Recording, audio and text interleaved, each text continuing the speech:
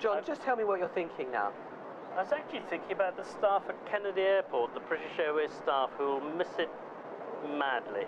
They were fantastic to us. In fact, the whole of the Port of New York Authority and the air traffic controllers at Kennedy Airport were treated Concorde with tremendous help and assistance and cooperation. Tell me this, being a pilot on Concorde, were you treated as somehow something different?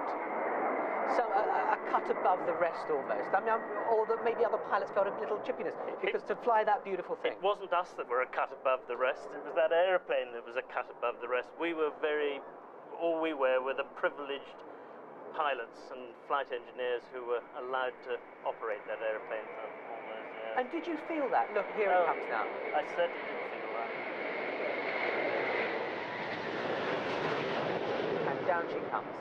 Settling down.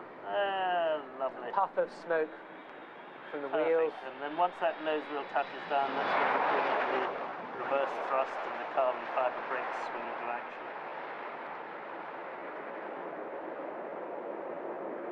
Lovely sight. You can hear the reverse thrust coming through the studio. All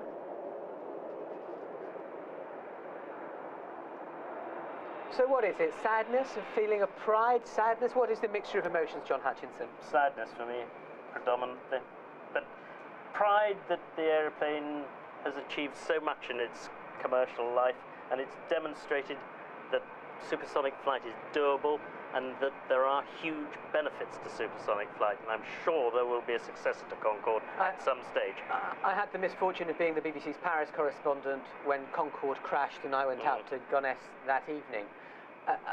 And there was a feeling then that would Concorde ever fly again? Did you think it was right to make all the investment in the aircraft to bring it back for what has been a relatively short period of time? I'll tell you what I do think, very strongly indeed. I don't believe that British Airways should ever have grounded their Concordes. And you can see, I think we can see the Union flag poking out of the window there. Yes.